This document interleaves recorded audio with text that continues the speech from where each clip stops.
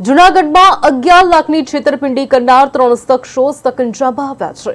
સસ્તા ભાવે જેસીબી આપવાની લાલચ ઠગાઈ કરવામાં આવી છે। રૂપિયા લઈને ફરિયાદીને મારી નાખવાની પણ ધમકી આપી છે। ફરિયાદીને જાતિ વિષયક અપશબ્દો બોલ્યાની રાવ છે। પોલીસે આરોપીને ઝડપીને 3 દિવસના રિમાન્ડ મેળવ્યા છે। સી ડિવિઝન પોલીસે વધુ કાયદેસરની કાર્યવાહી હાથ ધરી છે।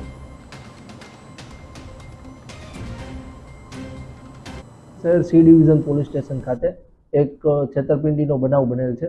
જે બનાવની વિગત એવી છે કે આ કામના આરોપીઓ મુન્નાભાઈ મીર, નદીમ મીર તથા કાના ચૌહાણ ત્રણેય આરોપીઓ ભેગા મળીને જે ફરિયાદી છે તેમને જેસીબી લેવાની લાલચ આપે છે અને આ જેસીબી તેઓ મધ્યપ્રદેશ ખાતેથી લેવાના છે તથા સસ્તા ભાવે મળી જશે એવી લોભામણી જાહેરાત આપીને છેતરપિંડી કરીને 11 લાખ રૂપિયા આરોપીઓ પાસે, જે ફરિયાદી છે એની પાસેથી પડાવી લે છે આરોપીઓ।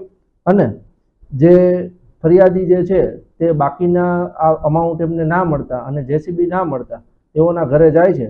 તે દિવસે 25,200 રૂપિયા ફરિયાદી પાસેથી બળજબરીપૂર્વક કઢાવી લઈને તેને જાનથી મારી નાખવાની ધમકી આપીને અને જ્ઞાતિ પ્રત્યે